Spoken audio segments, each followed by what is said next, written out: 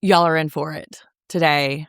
Brand new show, not Vanderpump Rules, not Top Chef, not Secret Lives of Mormon Wives, but Ladies of London. There's a reason we call summer in London the sea. You know you'll never beat me, you might be pretty, but this is my city. This is But I'll Take a Pinot Grigio, but really and truly today it's But I'll Take a Prosecco. I am joined by my dear friend, Emilie. We've been friends for many years. I won't say the number, but we're going to talk about all 3 episodes that are available of Ladies of London.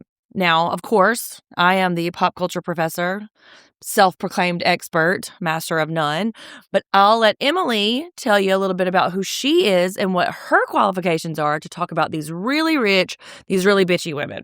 So my qualifications? Okay. Yeah, for sure. Fine. Yeah, that's what Okay. we're doing. We're just out here just Sure. bragging at who we are, what we're doing, you know. Sure. I don't know that I'm really qualified, but we'll go with it. So I am a psychologist. I work primarily with children. So, of course, I'm always looking at everything from like the psychology standpoint. I'm also a mom. And in a relatable way to these women, I am also divorced from someone who was rich. And I used to lead a very rich lifestyle. Yeah. And then I didn't. She was, she was her hometown socialite. That's what we'll call it. I like it. I mean, she was, Okay, we'll she go was with that. socialite adjacent. Okay. Oh, yeah. But I remember, I've been telling y'all that I wanted Jeff to do it, and he said no.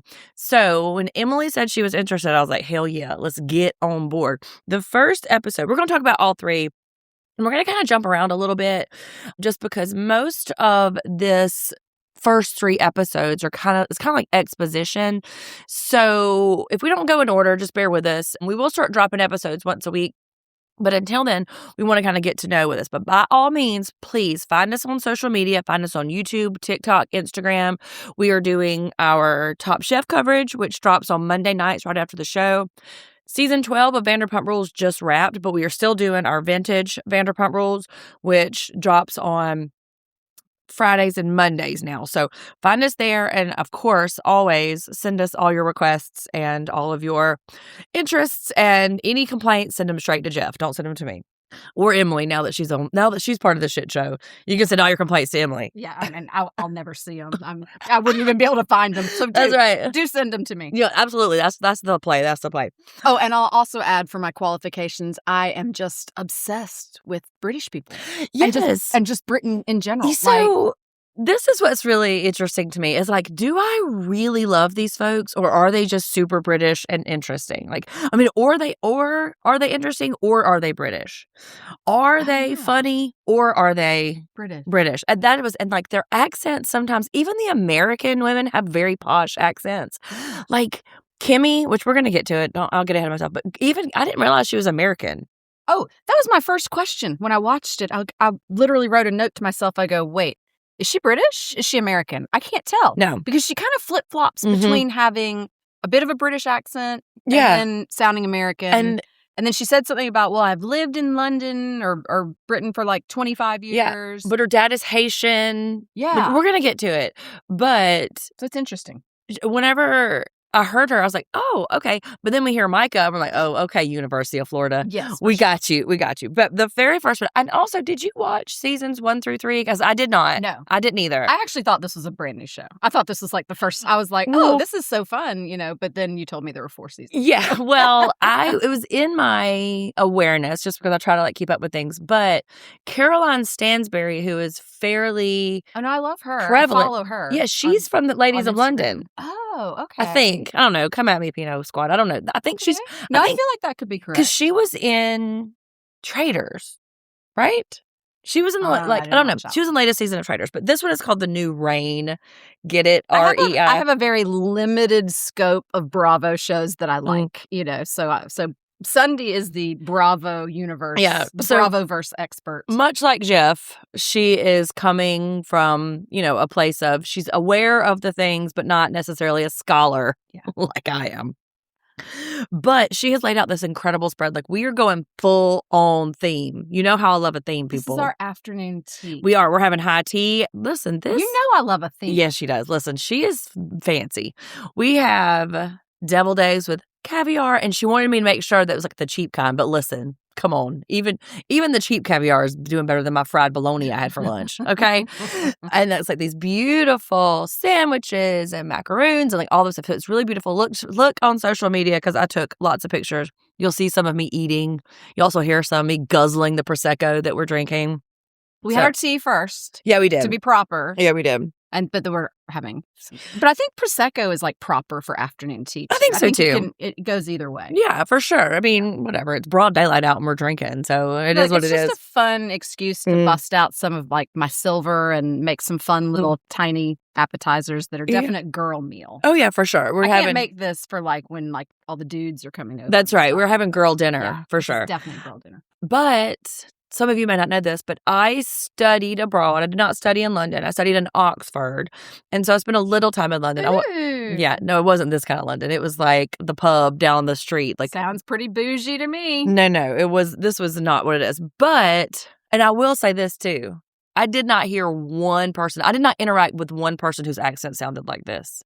Like nobody that I interacted with like theirs on the show? Yes, had theirs. Like they have because they have a posh. Very posh. Yeah. Mark Francis's accent it sounds like he's doing a caricature. It does. Of I a agree. British accent. I agree. But they frame it as like London being the absolute center of the universe. It's the best cosmopolitan city in the world. Maybe. Okay. I know, but it's a familiarity bias with them, I think. It's the capital of the world. It's so grand and cool, and everybody is dressed so well until you throw a football 5 miles away and you hit the poorest area in town. But I won't get on my soapbox about this.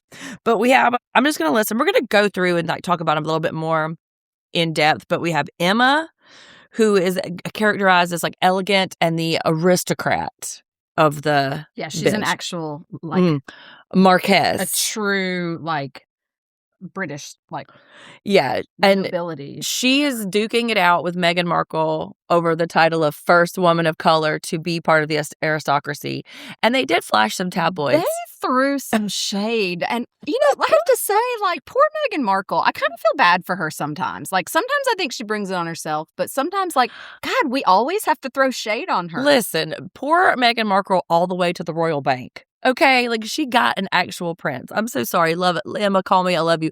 But she's got some Marquess and she is taking care of rhinos and giraffes. Okay, so Meghan Markle's doing fine. But they do say that Emma was the very first at Longleat.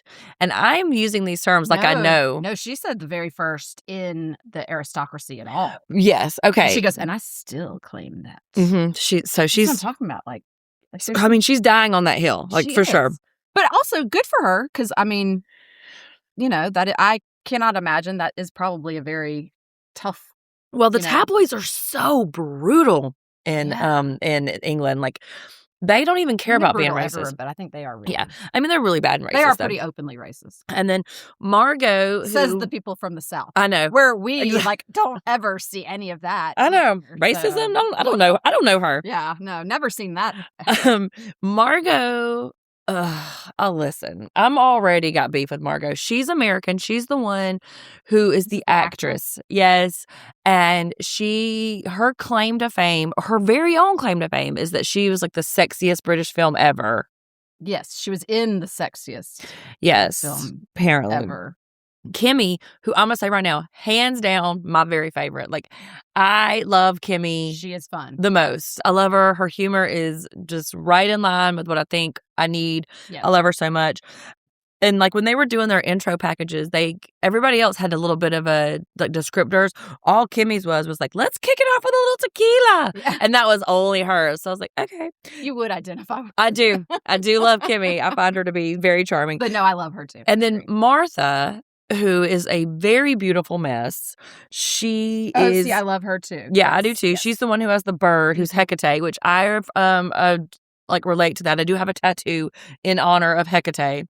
Yeah, but you don't have a bird. No, a magpie nonetheless. Like the magpies are notorious for stealing things and taking them other places. That's what kind of bird she has? Yes. Oh, I missed that. Yeah, so there was even one scene where she was walking that poor designer through trying to show her like what things are happening, and the bird had stolen some of her serving spoons and put them away because that's what magpies do. They grab and like store things. Mark, he is the star. Emilie. He is gorgeous. I know. His cheekbones. Oh my God. And that jawline. Right? Come on. I think he's gay. I don't mean to out anybody. I can't tell if he's gay or if he's British. Yeah, I was thinking maybe bisexual. Like, I don't know. I was thinking maybe I could see Maybe. like being interested in both. Which one of sort of insinuated that there may have been some kind of little flirtation in the early 2000s? Was it Kimmy or Martha? I don't know. They'd been friends for a long time. And they sort of like danced around the idea that they maybe had like made out a little and that like he wasn't playing for their team anymore. I don't know. Like, Kimmy, I think, did mention about him, like, that she would want him to be like her sperm donor because he's so gorgeous. Yeah, so maybe. But I never heard her say that like there had been any kind of like dalliance. Well, we don't want to out him, so Mark Francis, you let us know.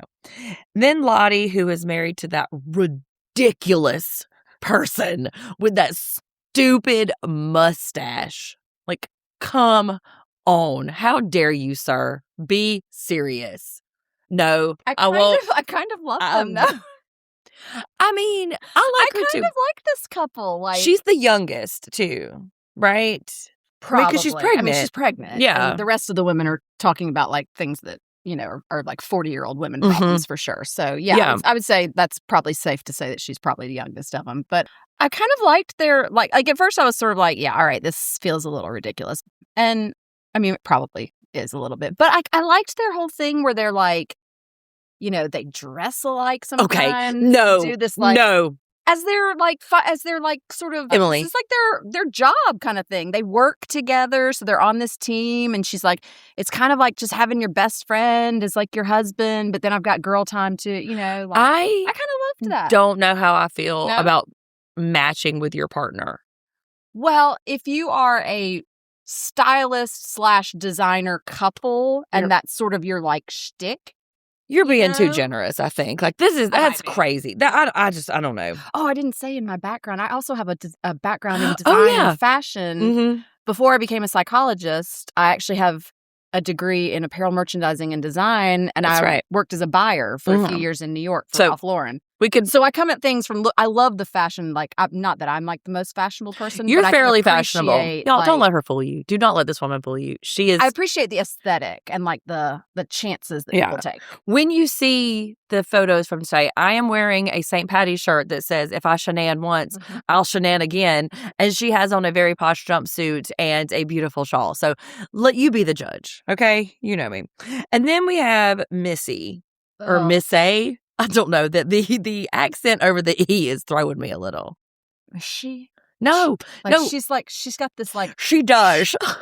I think it's her veneers, though. What is? Oh, okay. That would make sense. Because I was like trying to figure out what causes someone to have that kind of. Well, it reminded me of that one character on Friends Monica dated, or no, that Phoebe dated, or something. They all made fun. They're like, "It's so nice to meet you." Yeah. You know? Yes. Well, I think that what causes that? Like, well, so Lisa Vanderpump on the season 12, she has got some age on her. I think she's had her veneers done, and she also has a situation, and I'm wondering if it's like them trying to keep them in place, or if it's too big for your mouth. And so, but she's beautiful though. Well, yes, of course, yeah. And I feel, and we'll get into the details, but like, I don't know. I like her. I'm on the fence about her though, like on some things. I do too. I'm going to come back to her, but she is Swedish. Yeah. Emily's asked if she could pour more wine. Hello, you've met me, right? And then we got good old Micah. I mean, I really want. This is our etiquette. Yeah, expert. I'm using quotation, like air quotes. Yeah, you can't see it because I'm pouring wine, but I'm using that. They mention many times how nice Micah is, and that immediately puts me off to her. I don't know why. Is she? Because that was my question mark on episode 1. Was like, etiquette lady. Is she as nice as she is trying to say that she is? She feels like she may need a lot of validation and propping up. And it does not surprise me that her and Dara, which I didn't even have her on the list, but her and Dara have known each other this very long time. And she has one idea of what their friendship is, and Dara has another idea. That doesn't surprise me because she seems like the kind that is kind of hanger-on-y. Do you know what I mean? I could see that, yeah. Yeah. I mean, she's a damn etiquette expert in 2026. Like, I don't. Yeah, like She I makes didn't know money. that was like a job that you could have. There's a lot of jobs though that I'm realizing Yeah. the closer I get to becoming a boomer, apparently, like that I'm like, how's How that a dare real you? job? Like How dare you? We're Gen an X. etiquette expert, like that's a real job. Well, she says, and the way she frames it is kind of pitiful too, that like she came to it when she was dating her very posh husband and she didn't know what fork to use. And so he suggested etiquette classes and it was born out of her own insecurity. You need to tailor that story a little bit better. You need Yeah. to like zhuzh it up and kind of like make yourself seem better because the whole bit with her and Dara, which we'll come to it in a little bit, but the whole bit between her and Dara was really like Dara was punching down. It felt like Yeah. she was Dara's Kicking a Yorkie. puppy a little Yes. bit. Yeah. It's like she was like kicking her Yorkie and like, get out of here. I mean, whatever. I love that Mark narrates too a lot of it. And he talks about summer in London is called the season. Yes. So here we are. Dating back to when there was a season Mhm. with all of the balls, Right. which was how all of like the, wealthy young, single Yeah. people were like paired up and married Bridgerton off. style, right? Bridgerton style. Yeah. Yeah. Or if you're into smut, you could read Lady in Hating. It is a really spicy I've never read that. lesbian smutty book, but just interested. Of At me Of if you need book course recs. Sunday knows about that. At me if you need book recs. And so the very first event we go to is Mark's garden party. And this is where kind of the dynamics start to shake out, where we see who is like kind of doing the work of it. And this is where the rumor about Dara comes out, that she's a madam. Now, on a scale of 0 to 10, Emily, 0 being not offended at all, and 10 being, oh my God, Duke Seth, let me fight you. How offended would you be if somebody suggested you were a madam? That's interesting. I kind of thought about that during the show. I would say neutral. I'd say it'd probably be like a 5 for me. Like, because here's the thing, like, all right, 1, slightly offended. You think I would have a job that was illegal, but also unoffended and thank you, impressed that you think that I have those kind of organizational skills. Yes. I mean, sex work is real work. It is real work. And, if you're getting paid a lot, then thanks. Well, and being the madam, you're Exactly. just like, you're the one who's like in charge You're the boss. and I think too, being a madam sounds more like high class than like, a pimp. Yeah. Like you're running in a different Yeah, circle for sure. of people. It does But- seem. So I don't know. I feel like that's sort of neutral, but also it just felt sort of like a ridiculous kind of rumor. Like to me, it But- was like, okay, so we're just gonna come out of the Yeah. gate swinging. It did feel camp. Let me just throw the most ridiculous thing out But- there, and let's see how that goes. As you got to know her more, did it seem more ridiculous though? Oh my God. Okay. So is that Bravo editing or is I that mean- because there were a lot of answers that went Mhm. on where you're like, wait, hold on. I have a Yeah. question.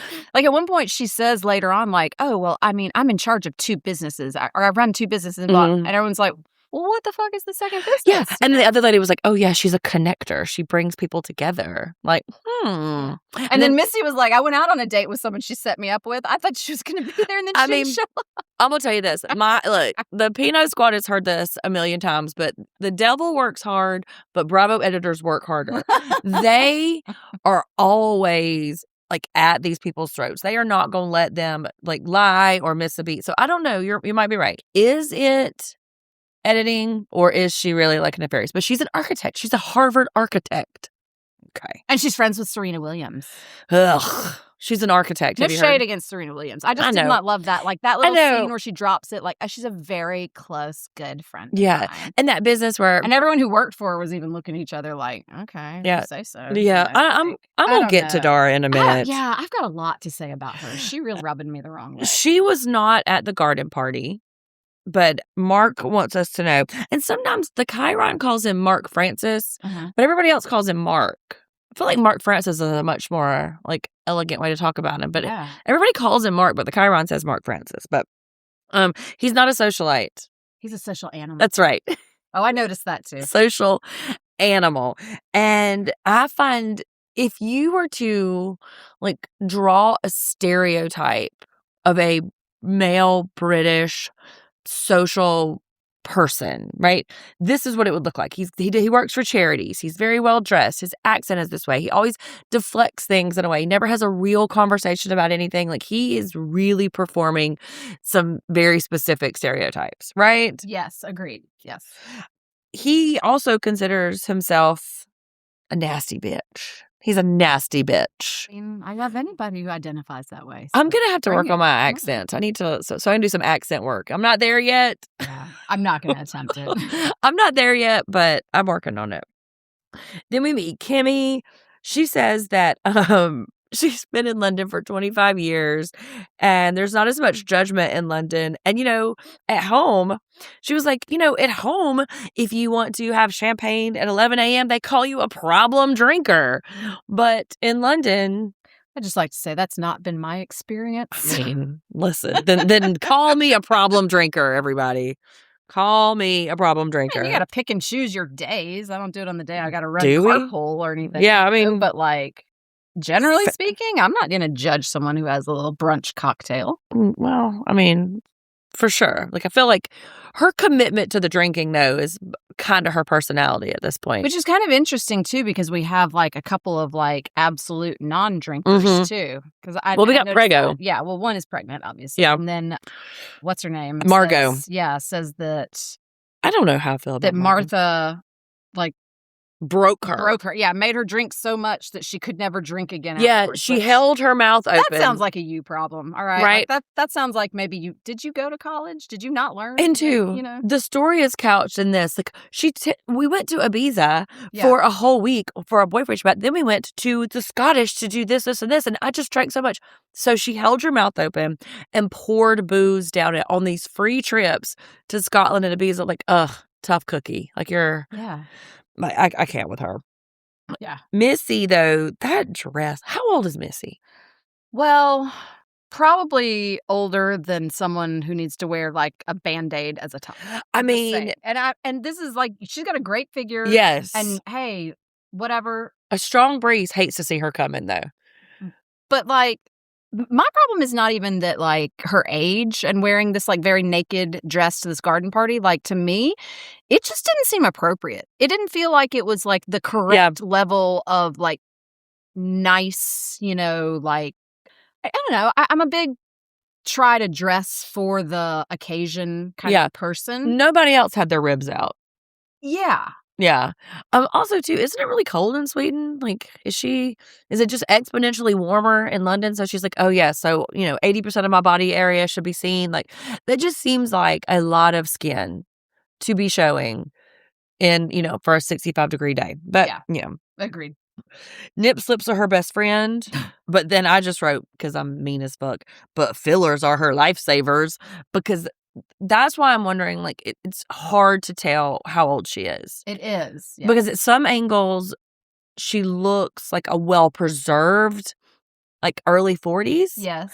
But then in other angles, her good angles, she looks like maybe a mid to late 30s situation. Yeah. And then in other angles, she looks like she could be solidly late 40s. So at every angle, she looks different. Agreed. So I couldn't tell. I was trying to see what you thought how old she was. If I had to if you gun to my head, I had to give a number, I would say 46, but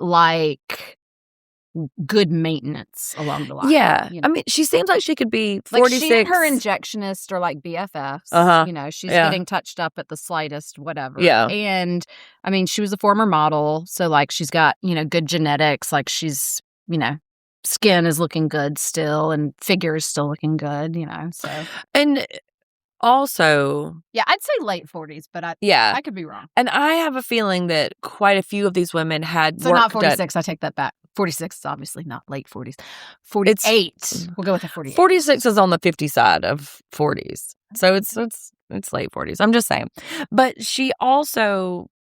A lot of these women look like they went to their dermatologist or their injectionist right before filming started, and it didn't settle. Yeah. Right? Like it's still in the process. There's a swollenness to a lot of these women that I'm thinking should have timed that a little better. I no longer do any injections, but as someone who has done all of the injections, No. Not even a little Botox here and there? Not in a couple of years. I'm not saying I never will again, but Dang. the last time I did, I just felt a little like it just seemed like it took longer to settle. It took me a while to feel like I wasn't totally frozen and I could be expressive. And also, I just kind of decided, like, I don't know if I care anymore about that. Like, you know. I mean, nice. I definitely care about it. So, but yeah, and I like they definitely got their injections too close to film time. Yeah, for sure, because it didn't settle. And then we get another thing right here about how Micah is so nice, and she brings a present. She brought grape scissors. What the fuck is a grape scissor? What is a grape scissor? And why do we need grape scissors? Yeah, that feels like a useless doodad to me. And they were sterling silver, so that was an expensive useless doodad. But do we need special scissors? Well, and also she was the only one who brought a gift. So Well, that was another thing too. Like there's sometimes where it's awkward. Like there's sometimes where you're like, no. But how do you know? So I mean, because my mom told me never to rock up empty-handed. So I guess it's like a fine line. But she's a real try-hard. Like she's always kind of like, hey, look at me. Do you like me? What can I do? Can I help? Hey, are we friends? Are we best friends? Can we be best friends? And that's really off-putting. But I don't condone Dora. Like I don't condone it. Yeah. Mark's Mr. Popularity. Lottie and Joshua are the cool kids. We already said that. He is celebrity to the stars. Jason Momoa. Celebrity Taylor to the stars. What did I say? Just celebrity. Oh, celebrity Taylor to the stars. Jason Momoa, Tom Holland, Sabrina Carpenter. So, okay. I guess if you, look like V for Vendetta, you can do whatever you want. Like, I mean, it's fine. I don't know. Or that's who he looks like. Yeah, or or I don't know, like the Three Musketeers or something. I don't know. That's doing a lot weird. Oh, look, here I have it. It says Mark and Kimmy are former lovers, but now they're just great friends. So maybe before. Oh, so they did say that. Yeah. So maybe before he understood what. Or maybe he's just British. Maybe he's just British. I mean, it's, it's hard to determine British men's sexual preference. Because there's a foppishness to him that I find to be very endearing. Yeah. I mean, it's not like he's out here playing, like American football or anything. Like he has a space that he exists in. So I like it. They make a lot of fun about Americans. Yeah. American etiquette or... And particularly given that there are several Americans on this show, I'm like, calm down a little bit. Yeah. I know. They said something, I even wrote it down because I was like, rude. Does American etiquette even exist? Yeah. Well, later on, too, though. I mean, yeah, we're a little more casual here, but it doesn't mean there's no etiquette here at all. Well, we are also in the South, too. So there's a very specific structure to our etiquette. We have there's a very specific way to behave and how to show up in the world and stuff.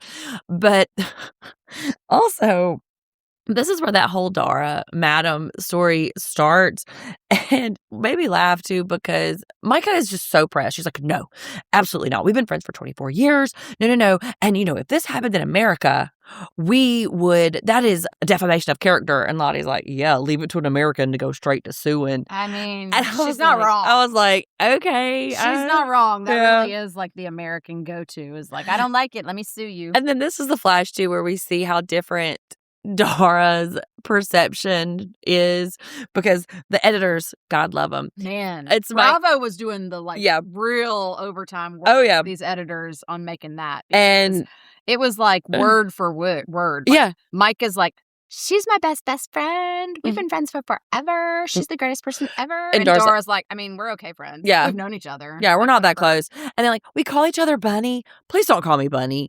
I mean, she is just so cold and so distant. And then the whole walkie-talkie thing, is walkie-talkies a tacky gift? I think because they were pink. Okay. I think that was because Dara, she made a whole big thing about how she's an architect. She works in a man's business. And so she has to be very serious. Which I do understand. Like, there is a whole, there is that culture of, women not being taken seriously in predominantly, male fields.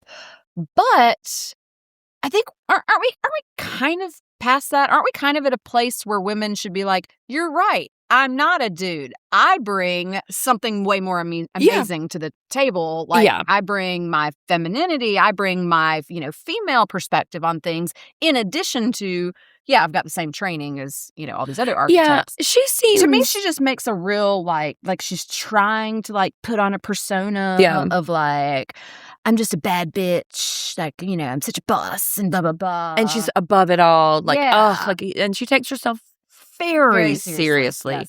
Very, very seriously. And the whole thing. So right here, we start to see who the shit stirrers are. Number one, it's Margot. Margot's like, well, I'm sober and I get really bored when I'm not drinking. So I'm just like actively like making my stuff up. So I think that Margot is going to be a bit of a producer's puppet. So if she's the one, and Missy too, because Missy constructed... Margot is the actress. Yes. Yes. And so Missy... She was the one that got the information about Dara talking about how cringe she was. And I swear to God, the way she says cringe is so cringe. She said it so many times. I wanted to just like jump off a cliff. Yeah, let's find her a new word to use. Yeah.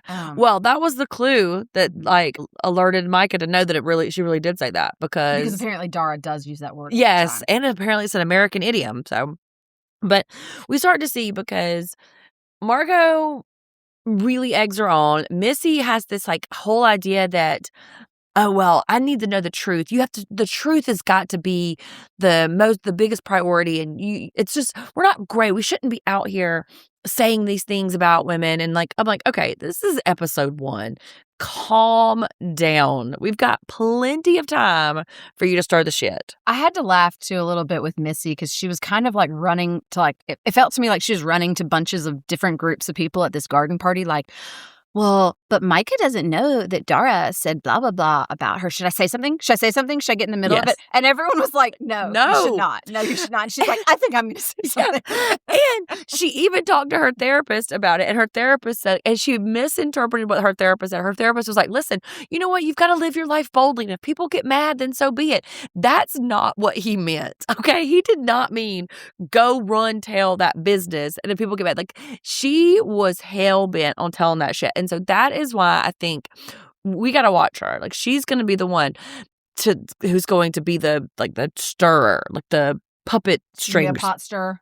Yeah. What people say that Cal Richards is on Beverly Hills, how she's been doing this for so long that she has a sense of manipulating situations and creating scenarios and creating narratives that she perceives is going to get more viewers or create more drama. So I don't like it to be that, inorganic. I did learn a little bit about the social system here. So royals are the top, then there's the aristocrats, and there's London society. And so Duke, I made the same note. Yeah. Duke, Marquess, Earl, Viscount, Baron. Mm-hmm. Martha is a lady, which is the lowest on the rung. She married a baronet, divorced a baronet. Mm-hmm. She's left, in her own words, destitute and penniless. Mm-hmm. Yikes. Emma is the Marchioness. Is that how you say that? Of Bath? Marchioness. Her husband is a Marquess. And she's like a modern... Yeah, we already talked about her. She was the first Black woman. Which also, I like her. At first, I have to say, I thought this was going to be a bit of like a shtick. That's like, oh, well, I'm the only one who's an aristocrat, whatever. But then she was very like, yeah, I get out here and I'm like, out here with the animals and I'm doing this and that. Like I do all the glamorous things, but I do these other things. Yeah. Although I have to say, I don't know that even for a title that I would choose that life of having 1 million visitors come through your house every year. Yeah. I mean, and she even said, she's like, we live in like a fishbowl, basically. Yes, but they also have a house in London too, because the kids go to school in London. And so if I had to guess, while the cameras were at Longleat, she was out there with her wellies on and in the mud. And that's probably not day to day. I bet she does not do the hands-on stuff up from day to day. But then, girl, we go to Martha's apartment. Ooh, listen, wow. Yeah. I mean, look, I did not grow up with means. Same. But this is tough. I mean, with the peeling ceilings and the damp closets and the worn carpet, I feel like it's brave of her to like let us see all of that. Like, how did you perceive this? Like, Okay, so Martha, I have to say I do relate to her a lot because yeah. she was like, she's like, I can't remember how she said it exactly, but she's like, I'm riches to rags, or rags to riches to rags again, Yeah. back to riches again. And she was like, yeah, divorced my ex-husband. All he left me with was a title, Yeah.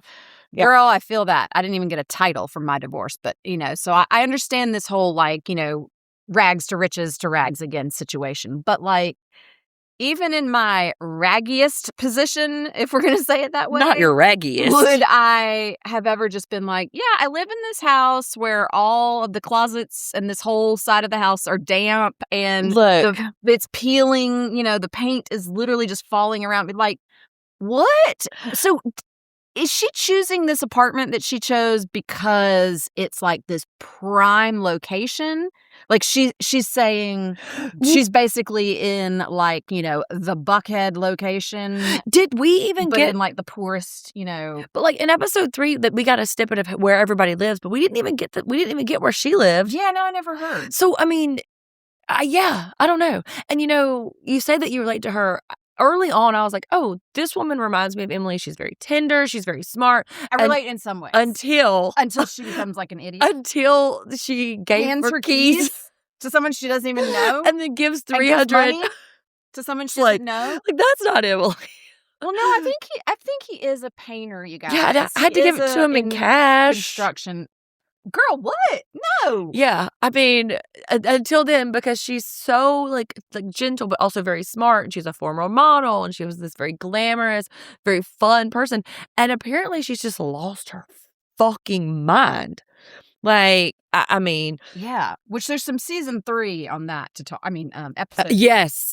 On that I have feelings on for sure. But yeah, it's questionable. Fun fact about Martha: she has no facial recognition. Yeah. Look, so she says. I know. Listen, though. You really didn't know who Paul McCartney was? Come on. She said she forgot who her sister was. Because she cut her hair. She didn't recognize. Yeah. I was like, all right. So put on my psychologist hat. Okay. Okay, this is a real thing. It is actually more prevalent than we used to think it was. Like, it used to be this thing that's like, no, it's like this most super rare thing that you don't have facial recognition. Okay. I actually looked it up the other day because I thought, well, I wonder what the stats are on it these days.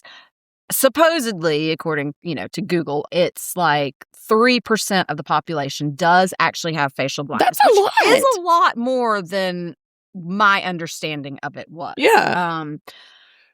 However, I have a hard time really knowing do we actually believe that is a true thing that she has, which some people do have. Usually it's either like a genetic thing where it just truly gets passed down, or it's from a traumatic brain injury.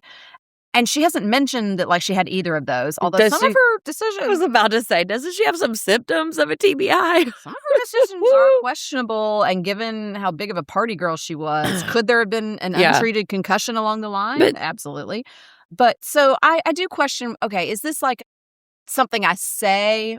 Because I'm with her as far as I struggle to kind of place people sometimes, or to be certain that someone is who I think they are.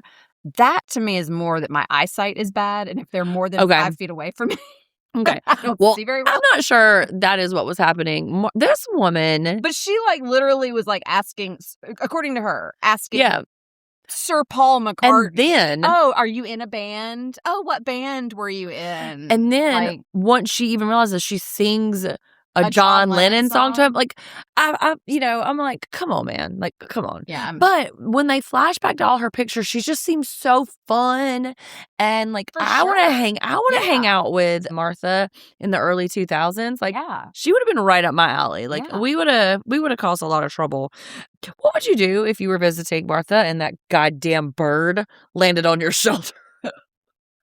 The way I would have karate chopped my way out of that fucking apartment, there is no way. No way.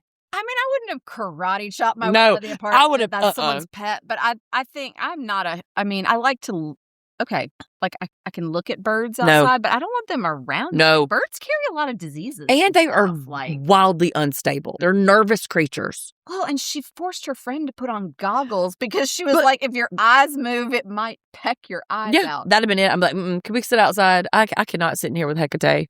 Like, I mean, that feels like a questionable pet, just in general. Like, Well- why do you have this pet? I mean, Possibly peck out your or your guest's eyes. Martha seems to be living on the edge quite a bit. So, I guess. Yeah, there would be no fucking way. I wouldn't be a fucking way. But yeah, so Margot is apartment hunting in Notting Hill. We see later $5,500 a night. Yes, but no, later on she says that her budget a month is 50,000 American dollars a month. Okay. This is later on. Care. $5,944 is what Bravo told me was the American US dollars per night. Right. So that's what she's doing now. Ma'am, that is not the equivalent of a $50,000 a month apartment. Also, who is paying $50,000 a month I don't know. for a rental I mean, apartment? And what's her husband what do? life is that? Yeah, what does her husband do? Do we know? We don't know. We don't know yet. But $50,000 a month, and that's her budget for rent? Like, I cannot. Okay, but let's say, okay, fine, whatever. That's your price bracket. That's where you are. $6,000 per night is not like this to me just feels like performative. This just feels like a show is recording my life, so let me just go pretend and look at this. Like, Well, $6,000 a night is not in your budget. I mean, you have a very strong budget if you have $50,000 a month, but not that strong. So she is an actress. go show us some other places that are No. maybe actual possibilities. I mean, yes. I mean, you talk about being performative. Like, she absolutely is the absolute one. That whole bit later, we'll talk about it in a minute, but that whole bit with her and Martha at the storage unit when she's actively screaming at her friend who's crying. Okay, that was what I was talking about with season 3. Yeah. Episode 3. I keep getting... Well, really, before we get there, I just want to make mention that Dara's child, her stepmother, is Princess Beatrice. Yeah. That's Fergie Yeah. and Andrew's daughter. Yike. Not to... It's problematic there. Yeah, not to pluck a string, but also too, the child's name is Wolfie. Even more problematic than these Brits choose some Wolfie. interesting But names. but his stepmother is Princess Beatrice. Yes. That is. Yes. That's some connected shit. I mean, his step grandmother is Fergie. Yeah, which, yikes. The less we say about that, I know. the better. I Because, know. then I started trying to write down about what Missy's problems is. Oh, Missy's so beleaguered. She fucked around with a football player, got pregnant. The way she talks about him, that he was nice, but she got bored. Yeah. And then she fucked around with someone who was a little bit like a bad boy. She called him the funny guy, which made me like, is he like a comic? Is he like a stand-up comic? Or is he like actor? Or like, what's his deal? She didn't say enough about him to give us that, but in my mind, he was like a rock star. Because she talked about how toxic he was and how he was so mean. I don't know. She just never really came out with it. They did show pictures, but I'm not in. I don't know. Yeah. Micah tells Dara about the rumor, and Dara is just so cool girl above it. She's like, Micah just doesn't understand because she doesn't have a public persona yet. She just doesn't understand. I'm like, bitch, shut up. Yeah. What? Etiquette is a myth, is what Dara said about Micah's career.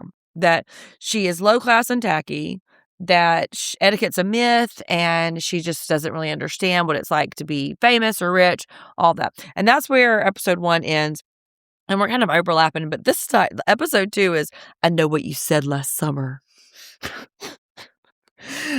Look, Mark Francis says this. He's like, I know Americans before they even open their mouth. I will say this to you. I spent my entire summer in England, and I'll tell you, you can spot Americans. You know this to be true. No doubt. Yeah. From this, like, if we were on the bus, we were talking loud enough, we sucked up the whole air in the bus. If we were in a restaurant, we finished our meal first and we're the loudest in the bank.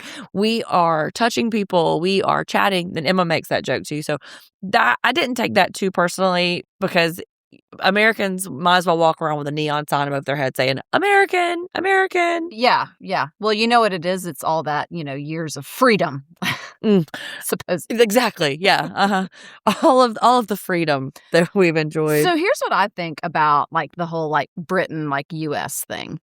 Because I was thinking about this earlier, like, why am I so obsessed with like royalty and the Brits and like, and it's not just me, but like Americans in general, we are kind of obsessed. Yes. I think Great Britain is sort of like that mean popular girl in high school that's like a year or two older than you. So you know what I mean? So like you know who she is because she's popular and pretty, but she's kind of mean to everybody. And so everyone kind of wants to be your friend a little bit. We're trying to earn it. And you're sort of like, oh, well, look how cool I am. No, really, look, And I almost feel sometimes that that's like the America Great Britain dynamic where we're like, hey, we know we totally like ditched you and said that we were never ever getting back together, but we still want you to think that we're hot and cool. Yeah, and they're like, ugh. And we still care what they're doing. Yeah, and they can probably... And they are sort of like, oh, God, yeah, fucking Americans. Especially recently, because there's like, oh. Yeah, especially recently. I mean, I can't really blame them there. Yeah, for sure. And also, too, maybe like we used to be friends whenever like the cool girl was kind of ugly and still had braces. She was friends with us then, and then she got hot. Then she got hot and cool, and we were like, wait, we're not friends anymore. I know, and she's like, America who? Yeah. That feels really right. Because that sort of is mirroring in Dara and Micah's relationship. Micah says her husband does private equity. I'm doing air quotes. And he travels once a week. And so I just wrote, he cheats, right? Like, probably. I mean, like he's gone. I mean, yeah, she even got like a little almost emotional about it at one point, didn't she? Where she was like, this is not a great life for him to be gone like all the time. Yeah. And hopefully it won't be for forever. But where's he traveling to? Why do y'all have to live in London? Like, I mean, can we not live where he's traveling to? I know. If he's making enough money to spend $50,000 a month, can we not pick up and move there for a year or something? Maybe she can go back to Gainesville, Florida, because she did go to the University of Florida. Hello. Which, since you touched on that, I just have to say, and as a proud SEC school that's right. graduate. That's right. Okay, we both went to SEC schools. My undergrad degree is from an SEC school. I am from the Southeast. I grew up here. I've lived here the majority of my life. But, like, I feel like Dara is very much trying to, like, revamp who she is. That's a good point. And I'm sorry, but like if you went to like the University of Florida at Gainesville, I don't see you as being this like British aristocrat, high society person. Like I don't feel like those two things. Margo. I mean, like Gainesville is called the Swamp, and like their most famous alumni is Bert Kreischer. Like, that's who we're talking about. I don't know if that's the most famous, but yes, they do. Okay, like, it's not the most famous, but Margo even says, it was like, University of Florida, that feels madam, but Harvard, maybe not. It's because once she went to Harvard, she tried to shuck off the swamp. And like take on and like take on a more like posh situation. But you know what? Own your roots, okay? Like own where you went and just be like, yeah, I went to like one of the top party schools in the US. I had a damn good time. But then I realized, hey, I want to be, a successful, like, world-renowned architect. So I went Ivy League, and then I, came to London for my business or whatever. Like, just own it, I think, is my thing. Like, I feel like this season, this cast appears to me to be trying, or maybe Bravo's trying to, like, spin it where they're more, like, more genuine relationships, more genuine kind of people. Maybe you don't think so. You don't think some of the relationships are super genuine though? You think some of them are? Maybe not really genuinely closest, but there is a longevity to them because like they have talked about, some of them have A lot known of each them other. have like Yeah. 2-decade plus. And that's my favorite thing about this show Friendships. too, because sometimes in the other Housewife franchises, it feels very artificial. It's like, Yeah. oh, me and so-and-so have known each other for however many years, but really it's they were in the same social circle. But these Mhm. folks seem to have a real working knowledge of each other. Some of them. Like, some of them. There's pockets Yeah. of it. Yeah. I wrote down FSU for them. I wrote Florida State University, and this is very like inside baseball for people who are not listening in the South. But FSU has a very different vibe. Florida in general is what it's made out to be, but there is a very different vibe between those two schools. But then I went back, I was like, no. It was University of Florida, not FSU. Yeah. Which, I don't know. Both Micah and Dara are really trying to kind of like come out of their raising. They're not embracing it. They're really like trying to, despite it. Although Micah seemed pretty okay playing Prosecco Pong later, so maybe we're maybe you didn't quite get to that one. 3. Yeah. Yeah. Spoiler alert. I missed the last 10 minutes of that. That's okay. But I told her though, there's a lot of retreading, so you definitely did not miss too much. But oh yeah, Mark is Emma's son's godfather. Oh yeah, I do remember her saying Yeah. that. So there's definitely, and she says, speaking of, she says that she's Prosecco and he's champagne. What does that metaphor mean? Which is one of them fancier than the other? Well, champagne is fancier. So champagne is only champagne if it is produced from grapes grown in the Champagne region of France. No, it's like a very specific like trademark situation. What is she saying here? Prosecco, is like the Italian sparkling wine. And you have Cava, which is like the Spanish sparkling wine. Like there's a bunch of different sparkling wines out there. But champagne, there's only a very limited amount of soil that can grow champagne grapes, which makes it pricier and more like... She's saying he is the fancier of the two? Yeah. She's the Marquess, little oven at Longleat, and he's the fancier of the two? What Emma was saying? Yeah, she says that she's Prosecco and he's champagne. And if that's what she's saying, that endears me to her. I love someone who can be a little self-deprecating, especially because she seems like she might be like the rich one. Like I think she is, but I think that I don't know. I get a sense of like realness to her. That she's like, that's what I'm saying. I think that's what I like about her the most. To me, she seems like she would be like somebody that I could hang out with. Yeah, same. I like that to her. And Mark just drops. It's like, house in Tuscany. Oh yeah, so he's like half Italian. His dad is like from Italy, and he's just recently purchased this house in Tuscany because he's trying to like reconnect with his dad. But his dad is sick. Like he's very, like, maybe elderly, but not doing well. Isn't there some sort of Russian heritage in there somewhere with him? Oh, is there? I don't know. I know there was something that flashed on the screen. I was probably taking notes. That like he was whenever it was at Dara's dinner and Dara makes that dumb comment about how we're all self-made people and we started from nothing. Oh no, that was hilarious to me. Everybody was like, "What? Who are you talking about?" And they flashed everybody's kind of like pedigree of everyone at that table looking across at each other like, "Are you self-made?" I'm not. Yeah, we're like, and then it flashed everybody's like Nepo situation. Yeah, where they're all definitely like, no, I'm here because I'm married rich, or my family's rich, or both. Yeah, I mean, or I'm married rich a couple of times, and my family's rich. And like, what about Lottie's fucking maternity shoot? She looks skinnier. Or there is no way that you would identify this woman as pregnant. And of course, she's only 17 weeks, which does seem a little early for a maternity shoot, but she's excited. I'm not going to yuck her yum.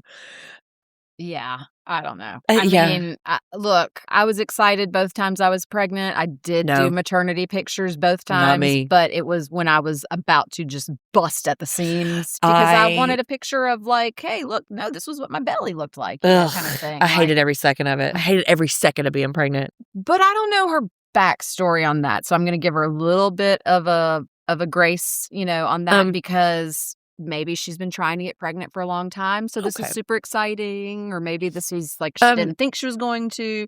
But yeah, if you're a model and you weigh like 105 pounds soaking wet, and your belly, your pregnant belly looks like you ate a mushroom cap, like, oh, give it a couple more months. Yeah, for sure. Just give it like a breath before you take maternity pictures where you're like standing there with Yeah. your hands on the And belly. like, and oh stuff, yeah, like yeah, on her flat stomach. She's standing there with her hands on her flat stomach. right. Now, Like, also, I will say though, my life very different. I don't do something where I am adjacent to being in front of the camera all the time, which Mm. if they are celebrity stylists and yeah, designers and Yeah. Whatever, they're very comfortable with cameras. They take a lot of photos, photo shoots. So maybe that was just like, maybe they're going to do it like, every month. I don't know. how much grace did you give them for those matching pink suits, ma'am? Well, I kind of loved them actually. Oh my God, I could not. Get out. You're fired. That is ridiculous. They look like they now, could I'm be. not going to go out somewhere with like, I mean, if I got fully into a pink suit, like, and I would not put on a matching one and be like, come on, let's go out about it on the town. Like that to me feels ridiculous. Yeah. But I thought it was more of just like, it was sort of a branding shoot kind of thing. I mean, look though, every time that they show this fun. I don't couple know. together, like even in their like intro package, walking on the street, they're wearing a matching suit. Like these people, I think that might be their shtick. They're committed to their aesthetic. I will say that they are committed to this brand, Yeah. and to this like. I find her to be endearing. I don't want to come too hot for her. I find her to be young. Yes. Yeah, yes. she's very young, and she did give some really good advice throughout this. So, and she was a really good sport. She did go to the winery pregnant. I would have said absolutely fucking not. The minute, first off, I'd have been like, oh, I don't want to. I'm pregnant. The minute I looked out my window and it was pouring down rain like that, I'd be like, I'll see y'all on the other side of that. Absolutely not. Well, I think that's if you live in London, you have to realize that like half of your life is going to be doing shit. Well, with yeah, rain, but I their mean, weather is. she couldn't even drink through it though. that She's going to way. be like stone cold sober. Yeah, but I mean, you signed up to be on this show. That's mean, fair part enough. of the That's probably why she thing went. Is to go along on these things. It's your own stupid fault for getting pregnant right before you start filming this I show. And know. all these people who are, going to be tossing back cocktails But I know, everywhere. boozing. That's my favorite part of all this whole thing. These women are boozers, and I Hardcore. am here for it. What is a grottage? That's what they're Oh, calling Martha's. That's what they're calling Martha's. So I think because it's like sort of a cottage style, but it's grotty, which to me is like grody. It's kind of like, Is that real? It's I mean, like we're trying to cuten up this like sad space Okay. she lives in, and we're going to But- call it a grottage. that feels mean. I mean, she's calling it herself, I guess. So, It was a little not, it was not as it's not as positive, and like it's not looking for the bright side Yeah. of things on that, but they're trying to make it. this is the scene I'm talking about. Whenever But I could be totally wrong. I don't know. We should probably do a Google on that, but. I am the scene where the designer comes in and she talks about how she is a gay Arab man trapped in a straight white woman's body. She wants to just put everything in gold and be on the right side of kitsch. I get that. I am a fan of the kitsch. I love a gimmick. I love it. I find it to be very endearing. I love some kitsch. I love some over the top, especially in your house. Like if you can't like express your personality there, like where can you? But I also have to say, I felt very, very sorry for this designer woman who came in. Who's like, Yeah. no, I've got ideas. We can do things. And then she's like, and I can spend $2,000. Like, what? Yeah. Well, she seemed positive though. Like she was trying to like keep Martha on the up and up. But then she I tells don't that know. If you have $2,000 as your like whole design budget for a room, to me, you're getting on Pinterest and looking for IKEA hacks Yeah. and stuff that you can do. What's the DIY on this? something. And I say this as somebody who bought a house and had no money for a decorator. Yeah. I mean, that house that I purchased Which after was gorgeous. after my divorce, like I did not have money to hire anybody to come do anything. Like I did hire, my uncle, but I did hire somebody to paint my kitchen cabinets. Yeah. Because I wanted those to be that bright, bold blue color. Yeah. And I knew that I couldn't handle like cabinet paint and that kind of thing. But everything else in that house, like if I wanted to do a little thing here, if I wanted to add some trim or I wanted to like rearrange or redecorate this or paint, like I was doing it myself because that was my budget. So I don't know. I feel like she needs to check in with reality a little bit. Well, I also think that there's some part of this story that we are not getting, right? Like, I think About Martha and her divorce. This is where she talks about penniless and destitute. Yeah, I feel like there's going to be more to come. And also, too, I mean, none of these women have any sort of real discernible work or a job.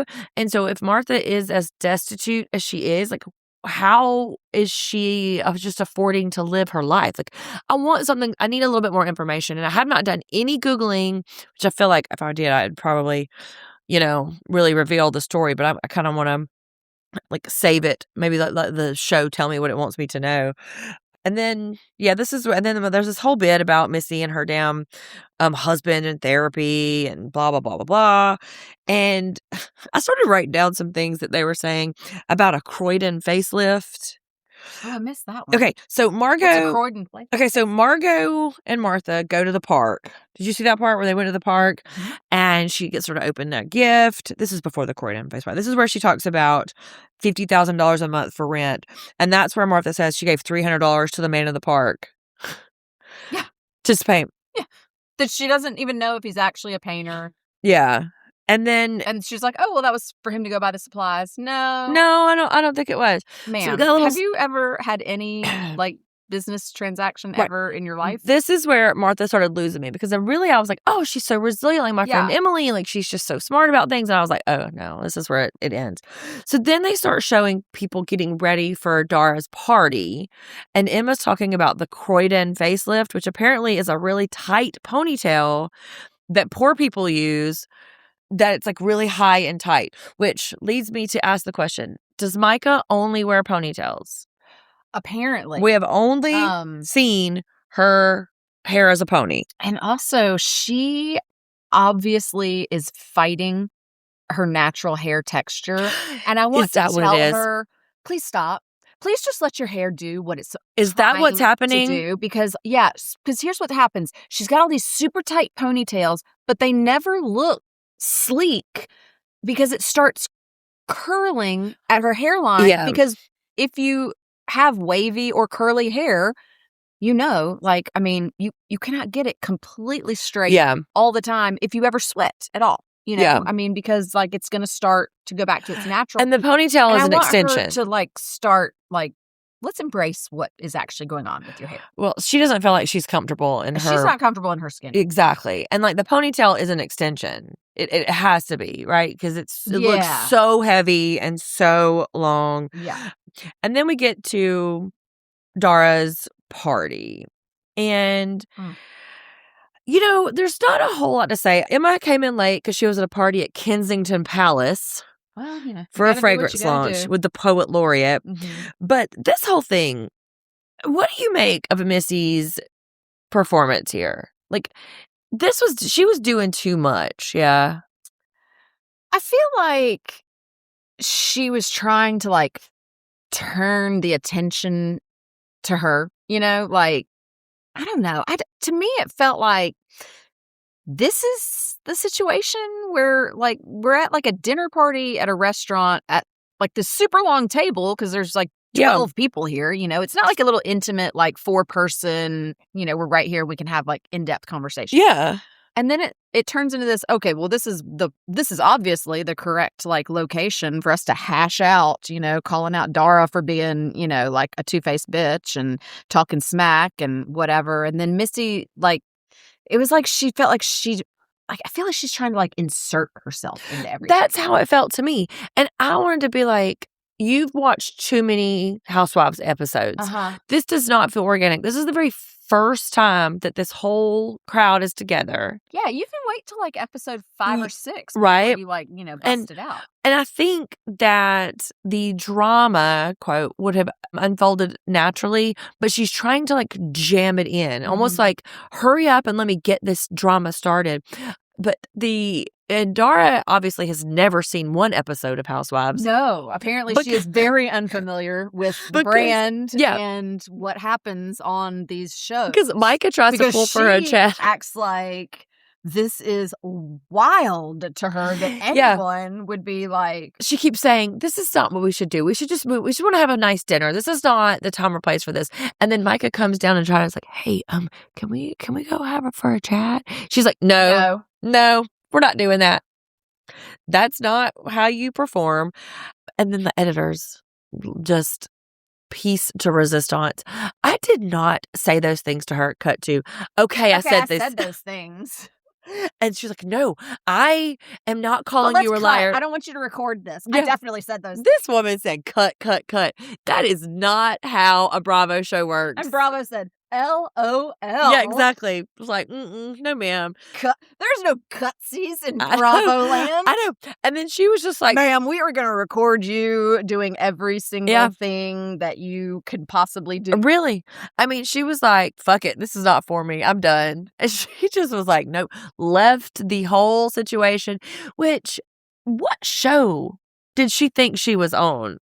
Yeah. So I made some notes, and episode 2, I said, AKA Dara's a whiny baby. That was what I called that episode, because, like, what? Really? Yeah, exactly. What did you think you were signing up for? Right. I mean, have you never seen one episode of it? Like, I think she thought she maybe had a privilege that she would be able to curate the image of herself and that she would be able to really manipulate how she moved through these scenes. And that's just not, and if she did that, we wouldn't be interested in it. But this was real good television. She's like, I'm going to go check on the food. And then she tells the producer, I'm out. I don't want this. Like, please, no, thank you. Like, that is so, that is peak delusion. Yes. And Micah is just sitting there frozen in time. Like, she didn't even, and she claims later that she was trying to be poised. I literally wrote that down too. She says, well, I teach poise. I was just showing what my teachings. Ma'am, no, you weren't. You were a deer in the headlights and you had no idea what to say or what to do. Like, I'm sorry. That did not come across to me as like someone who was showing that they're very poised in a difficult moment. That came across as, the girl that I thought was my bestie is being mean to me and I don't really know what to say because she won't talk to me, which was also like very tragic to me. Like, that made me, I mean, I felt really sorry for her, but it also made me very sad for her when she's like, can we go talk about this? And she's like, nah. Yeah. So another. Okay, Dara, no. Right. I mean, and like another trope of a reality TV, like when someone pulls you for a chat, you have to say yes. That is an unwritten rule. But what about Dara having an Instagram fan there? That woman, the Asian woman. That other Asian woman? Yes. And they said she's an Instagram fan? I missed yes. that. So someone tries to introduce themselves like, oh, hey, how do you know Dara? They're like, well, I'm a fan. I reached out to her on Instagram and we just struck up a relationship. And she was the one saying. She was the one who got into it and was like, we shouldn't be having a conversation while Dara's away from the table. Like, yeah. So she knew what show she was on. Also, FYI though, I have hosted many dinner parties. I've been to many dinner parties. Never once have I been like, okay, everyone, I have to step away from the table. So zip your lips until I come back. Obviously, no conversation can happen while I step away. But old girl, she knew what show she was on when she got into it with Missy. But Missy knew what she was doing. Like, I mean, this whole thing, the show is still finding its rhythm a little bit. And they're still a little awkward with each other. When they go to the winery, Whining in the Rain is what episode 3. Okay, yes. When they go to the winery and they are going around the table and they're like sharing things about themselves. Yeah. And, you know, a couple of them take it really lightly. Others, this show doesn't understand what chord to strike just yet. And I'm really interested to see how it's going to like find the rhythm of it and like where the friendships are going to shake out, because one person told a very hilarious story about Haiti and, her dad in the mall. And then another is about her brother getting shot dead in London. And another's about her father's liver cancer. And it was like, you didn't really know how to feel about what was going on. Well, I think even they all didn't know how to feel, because I remember somebody, in one of their like one-on-ones being like, yeah, I was just going to, I think it was Emma. She was like, I was just going to say I own Longleat, but then they were like going into all these like deep and, like personal stories. Yeah. So, okay, is that what we're doing here? We're trying to like, like lay ourselves open a little. Trauma bonding. Which I do understand, because so like we're in our, we'll just say grown-up years. We're not going to say how old we are. We are but, like, indeed. We're in our grown years. And it is interesting to see how we make friendships at this age. So like you and I have been friends since we were like actually like 15 years old. That's right. We've been friends a long time. So we've been friends a very, very long time. And our friendship has had, we've had moments of closeness, and then living different places and kind of being out of touch for a while. And then definitely, the past decade or so, like, renewed the friendship, picked right back up. So we had that sort of like childhood foundation where like, I don't feel like you and I ever had to have a like, oh, so tell me all about yourself kind of thing. Because we kind of knew, and then the other stuff we experience it almost like in real time together, And so I do understand, like, when you're a grown up and you're trying to make a new friend, that you do kind of have to ask questions. But I mean, does a winery feel like the place where we should be like, tell your darkest secret? Well, that was going to say to you, like, what is the that story? How you make friends as adults is like, tell me all of your trauma. Like, well, that's Missy, though. So that's what Missy did, though. Like, right? Like that. She started it. Like, she was like, well, I'm going to take this a little bit deeper. And that's why there is a falseness to her performance, or maybe not a falseness, but a try-hardness, that she is just trying. Yeah, she's trying so hard to like make this show, quote, interesting. And you don't have to do that. These women are inherently interesting. What's happening is inherently interesting. You don't need to try so hard to construct these situations that people are going to want to tune into. Speaking of, Martha and Margot at her freaking storage unit. Oh my. Yeah. So Martha is like, this storage unit is just huge. I don't know how much of it belonged to her, but Margot made a comment. She was like, oh, this is where this storage unit has their storage unit. So she has a lot of stuff. And she talks about she wants her things back. That shit is not going to fit in her shabby little apartment with her garage. Yeah, her garage. Her garage with damp closets. Yeah, and don't put things in your damp closet, Martha. Like, take them out. Right. Like, why? Like, she was pulling things out that she was like, oh, this was my sister's. Her older sister who had committed suicide. Right. Oh, this belonged to my dad. Yes. Yeah, girl, keep that shit in the storage I know. unit.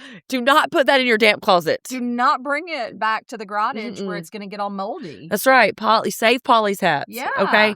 But she is immediately emotional. Now, nobody like Missy, nobody was standing in that scene directing it. And nobody was mean. Yes, she was fucking mean. And she came I couldn't tell hard, and I did not appreciate that. I didn't either. And I couldn't tell if it was a function. Tough love. Yeah. I am all about some tough love. That is definitely my love language. Yeah. I'm going to be You're like, straight talker. All right, come on, suck it up a little bit. Yeah. But there is a fine line between tough love and just being like verbally abusive to your friend. She told her she was going to step back from this relationship if she couldn't get her shit together. Yeah.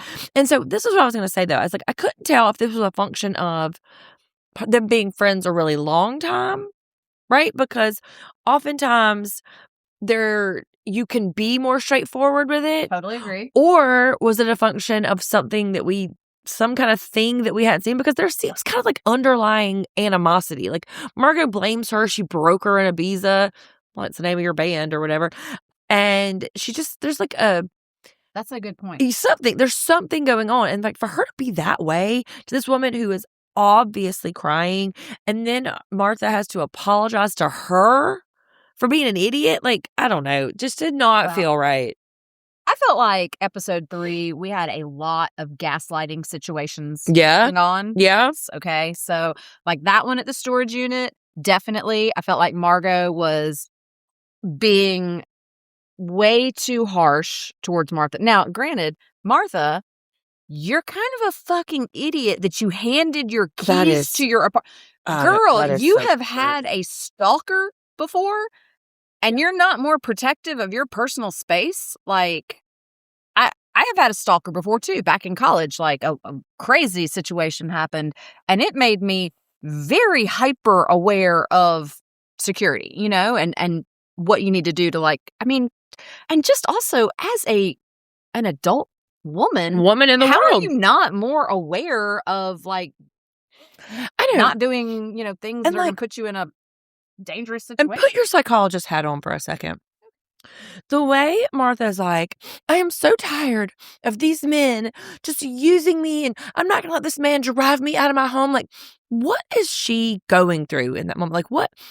Does she not take responsibility for that? Like, what is happening to her in that moment? That to me sounds like she's got some unprocessed trauma from all right, so like the backstory on her is that there was some like person who basically like stalked her, like kind of like hung out outside of her apartment Yeah. for a while. Like she had to press charges and get a restraining order. But he was kinda acquitted, though. thing. Remember, one of the headlines was I like, saw oh, he that, was cleared of it. Yeah, they didn't Well, convict him. But right. I mean, Which we know that can be, complicated. But and your feeling of, personal safety and security, that can be hard to quantify, I mean, to say that, no, like this person acted in a way that made me feel very unsafe and scared.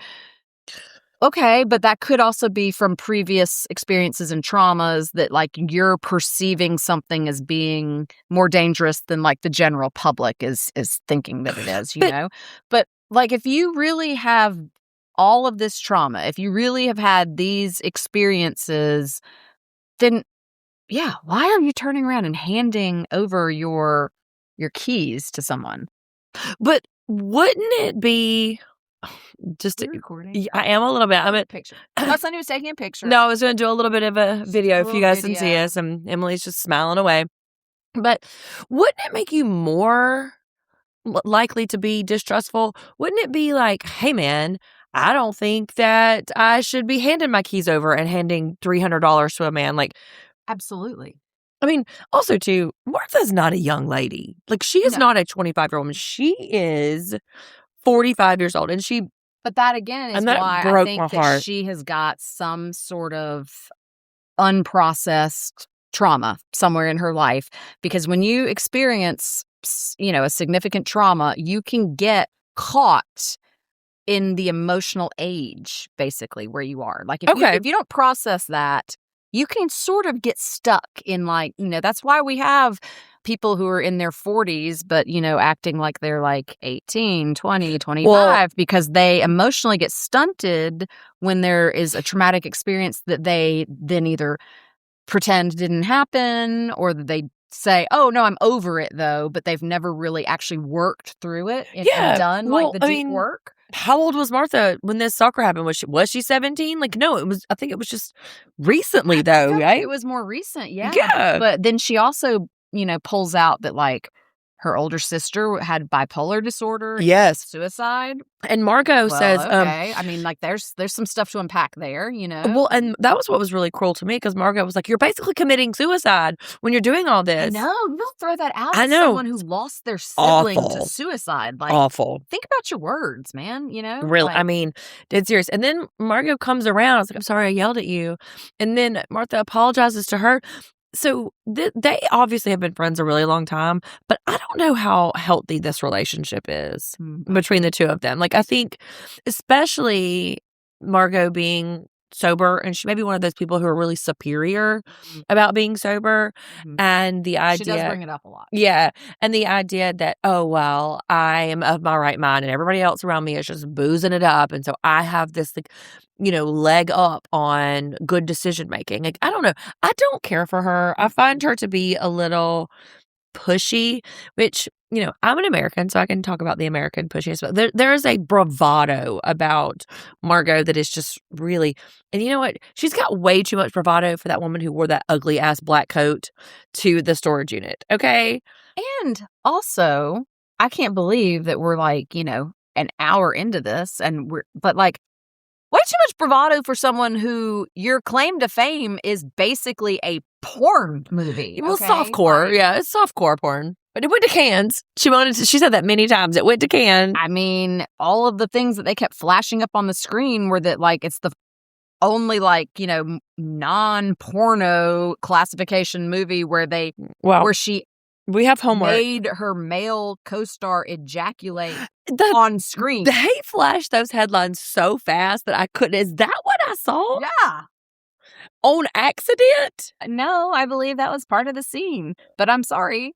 That is a porno. What's it called? Well, that's what Kimmy said. She was like, listen, if you were having sex. I mean, if you were actually having sex on film. No shade to people filming pornos. You do you, boo. Exactly. But that is actually, I think, part of the definition of pornography is. Well, I have to watch this now. So it's called like 9 songs. Belts or something? No.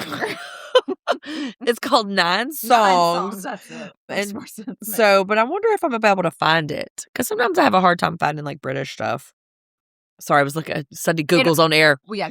It also does. Okay, are you like me? Are we being too judgy on this? But like the fact that she comes on, episode 1, she's like, "Oh, I'm an actress," and I'm like, "Who the fuck are you? I've never seen you anywhere." Well, and I'm fairly well like versed and follow like actors and stuff. She's on a show, but she says like, "Well, I've only really acted in the UK because it's so much harder." And I wanted to be like, "Yeah, because you're like not that interesting." Like, she's definitely not that interesting. So like you're not going to break out of the pack out of American actors, but well, she says she has a house in Malibu. She tells that story too about how when she moved to California and she started auditioning, people were like, "Oh, wow, you started your career at 40. Good for you." And the idea is that she had been working this whole time, but just not in America and like the industry. But she's on a show called The Trip. Is that what it's called? I wrote it down somewhere. But that's why she came back to London, was to work on that show called The Trip. Okay, so is she like an actress on that show? I guess I did not look it up. I mean, okay. I watched a lot of these episodes, so my homework kind of fell through the cracks. But I'm usually a homeworker. I will be watching 9 songs. Don't you worry. I'll report back, everyone. And this is my first podcast, so Sunday has to tell me That's what right. to do. That's right. She'll give me my homework assignments for next You're doing great, though. Like, you're doing awesome. Like, you're really holding your own. Really quick, Lottie and her mom go shopping. That's kind of a nothing burger. But we do learn that she got rich later. The idea of redundancy pay. So he got laid off, and essentially what we say in America is a golden parachute. Yeah. And so that's where she did say, she was like, I guess we'd be called nouveau riche. Yeah. So that's where her wealth comes from. And like, what the fuck does he do that he got so much money? They went from like lower middle class to kind of like upper class just from this particular situation. I don't know, but it was interesting the way she said it, because she was basically like, because this is the thing. And again, I go back to like, maybe this is like part of our like, why we are obsessed with Brits is because we're not ever going to be able to break into it. Since if you're not born into that aristocracy, you're not breaking into That's that right. shit, you can't like. And she's like, I mean, we were rich, but it didn't make any difference in our social standing, necessarily. That was interesting too. That bears a little bit of investigation too, I think, though, too. Is like, no matter how much money you gain or how much wealth you gain, there is a class system, which, America, we don't really have that. You got a little bit of money and immediately you're like the coolest kid on the block in America. Yeah. Well, because in America, you get a little bit of money and you can buy a house in the right neighborhood. You can join whatever the right your kids can go to the school. Yeah. Kids can go to whatever the right private school or whatever the right college or, whatever, because in America, that's what we pay attention to is and then the money. And also too, there's that whole idea that like money talks and wealth whispers. And so you can tell like the folks who have a fair amount of wealth already and a fair amount of status aren't necessarily like talking about, like, you're not hearing like Kimmy talking about her money. You're not hearing Emma talking about her money and her status and her wealth. So I think you can kind of clock the folks who status is a little bit more solidified. We do see Kimmy has twins. God bless her.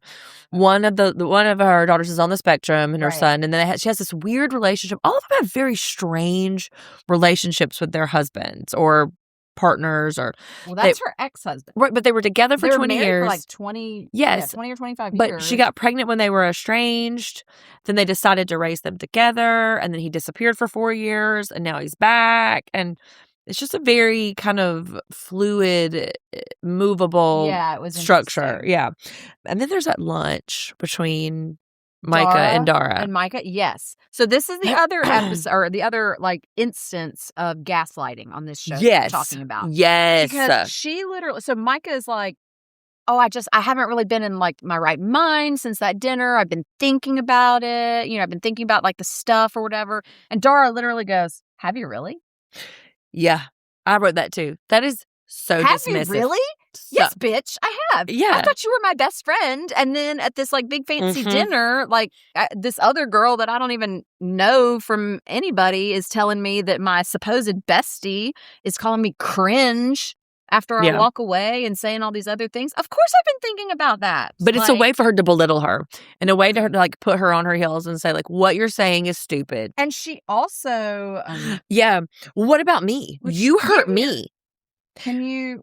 I felt the same way. I can't even read my own handwriting. She said something about, can you blah, blah, blah, my... She's like, well, can you see my side? Friendship goes both ways. There's that whole conversation too. Can you imagine my shock? That's what she said. Yes. Can you imagine my shock? Eventually I can read. You got it. You got it. So, yeah. Can you imagine my shock? Dara says, okay, narcissist. I also wrote that down too. Like, Dara's got a real narcissistic personality to sort of glow about she absolutely does. Okay, like, because this is all like, I mean, this is a specific meetup that Michael wants to talk about. Hey, you really hurt my feelings. I'm feeling some kind of way after this whole thing the other night. And the whole conversation is Dara like, but I mean, imagine how I feel. I know, like, imagine what I'm thinking. This happened to me too. Like, no, woman. You are the one who is out there talking smack about somebody who swears that she's, only ever defended you and, whatever. And which, I mean, that's TBD. I don't know. Do we believe? I mean, I don't know how much more we're going to see Dara. Like, I was shocked that she like came back in on. She claims to be done with this. We'll see. She doesn't seem like to be one to be left out of a spotlight. Like, I think that she really wants to kind of like claim. And also, what do you make of them showing up in every scene dressed alike? Right.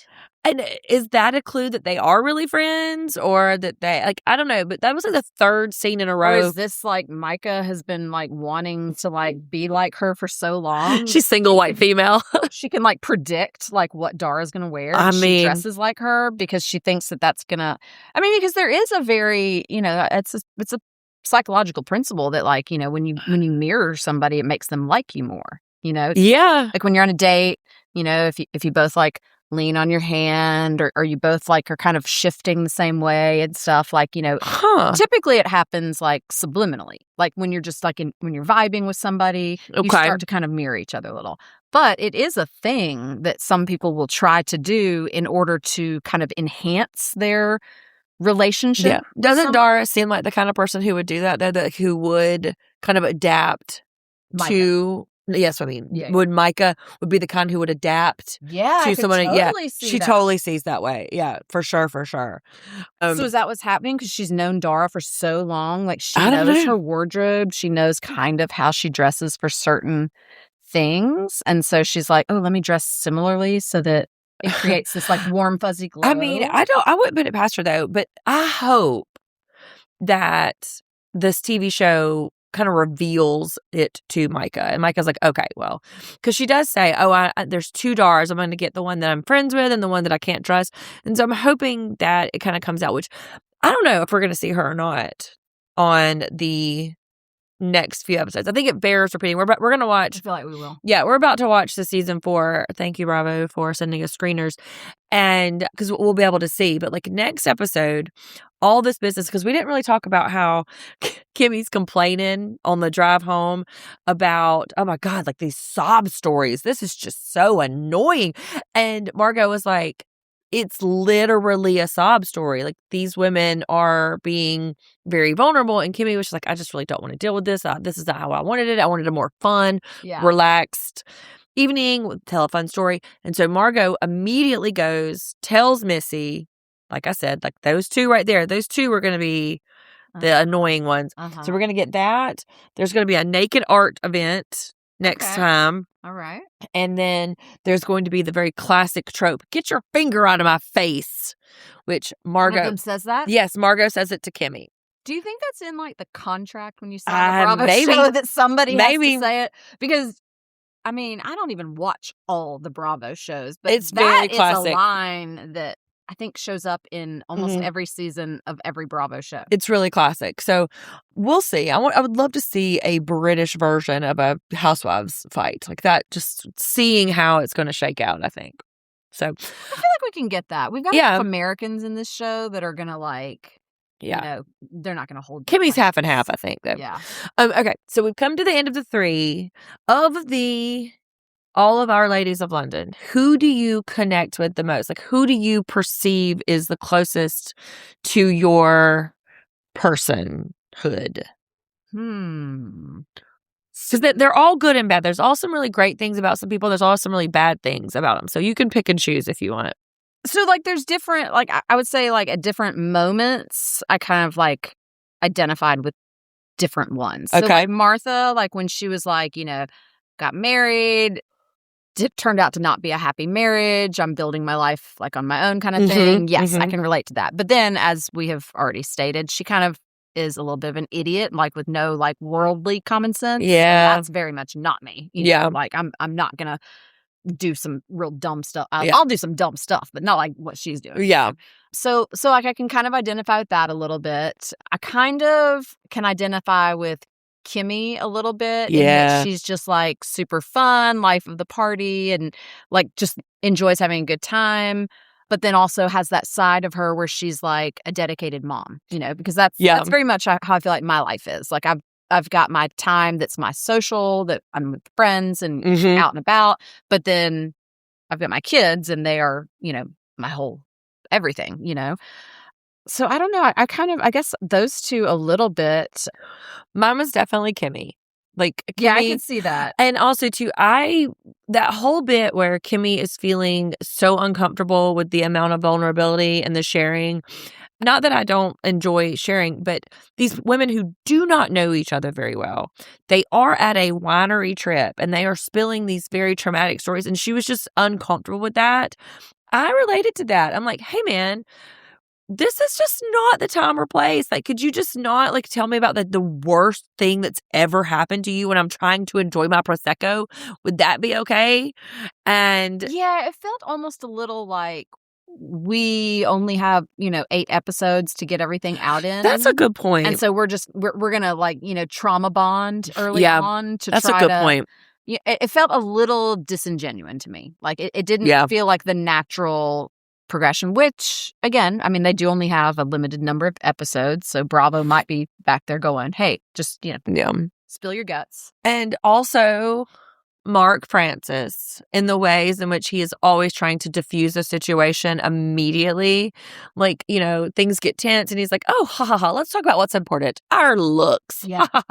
But then also he's got that moment of vulnerability where he talks about his dad. Yeah. And I definitely related with that too. Because I do also feel like, you know, my dad is like, he's in his 80s. He's not, you know. Yeah. He and my stepmother are, you know, going through some health things and whatnot. And I do understand that feeling of like, man, we are at the end. Yeah. And I regret that there are some things in our relationship where we're not as close as we could be, you know? And so I kind of like felt a little bit with him. The only thing I'd to like do. to hear more about that from him too. Well, the only thing to do is to buy a house in Tuscany. Obviously. So that's going to like cure the problems. But yes, I want to know much more about him. I want to know less about Margot and her dumb actress shit. I don't know. I kind of want to hear less about Micah and this like etiquette stuff. This feels like a weird. Also, doesn't it feel like a weird place to be trying to like sell your etiquette? Yes, an American woman trying to sell in Britain to these very rich posh women. They invented like snobbery.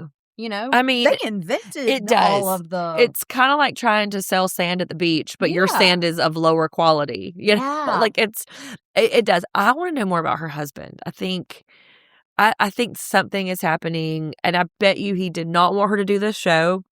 I bet he is controlling and bitchy. I think that there's something happening in that way. So, Okay, remind me, what do we know about Micah's husband?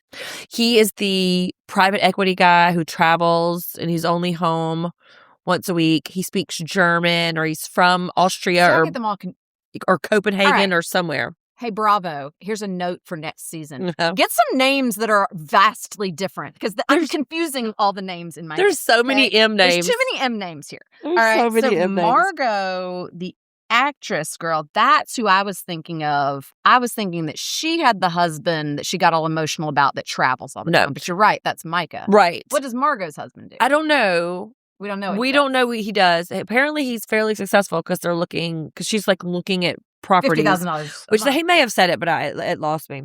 Okay. Really quick, did you find something that is super trashy when poor people do it, but like completely okay when rich people do it? No, I will say no, because I felt like a lot of what they were doing was trashy. I don't care how much money they have. Like, yeah, I think it's pretty trashy to be like just making up random rumors that someone is a madam just for like, just for kicks. Good TV, but good TV, trashy. But I felt like that was trashy. I feel like a lot of like what they're, Dara, I'm sorry, your friend wishes to speak to you in private for a moment, and you go, now, trash. Yeah. Ultimate trash right there to me. Like that is lack of consideration for anyone's feelings. No, I feel like they're just trashy. I don't feel like there's anything that I could say like, oh yeah, I'd give them a pass because they're rich. There's a couple. What would you say? Number one is when they were shopping on Portobello Road. Mm-hmm. That's a flea market. Mm-hmm. That's just a straight up flea market. But they just like they were looking at opera glasses and like all these like vintage things. Yes, it's super classy when it's Portobello Road in London. But listen, when it is like the Lee County flea market, it's the exact same thing. Poor people, rich people doing the same thing. But, one is better than the other. And two, owning a bird that you just let fly around your house and poop everywhere. Yeah, that's just gross. Okay, all right. I mean, but like a rich person, it's eccentric when Martha does it. It's gross to me. No, it's gross. Too. It's definitely gross. But I mean, it's framed as eccentric for Martha. So, well, I think that's a whole different topic, and we could discuss it for forever. But yes, okay, but is it just the way that it's framed makes it different? Well, inherently having money just sanitizes a lot of things. That's true. Only seeing your children once a week because your nannies raise them. Right. That is super trashy if you're poor, which is not a nanny. Or because they're with their princess stepmother. Right, exactly. So, there's a lot of things that are happening. So going forward, I'm going to keep my eye on things that are like these rich folks are doing. Okay, we'll circle back. Yeah. Overall, you liked it? I did. Me too. I really liked it. I really liked it. I really want to watch the next one immediately. I'm excited. hyped. Well, thank you for coming. Come back. Thanks for having me. This has been a long one. Thank you for staying with us. Find us on Instagram and TikTok now, and YouTube if you want to hear the whole thing. And of course, come back for the new episode. We're watching it and Top Chefs on Monday nights, and our vintage Vanderpump Rules are on Wednesdays and Fridays. See you next time.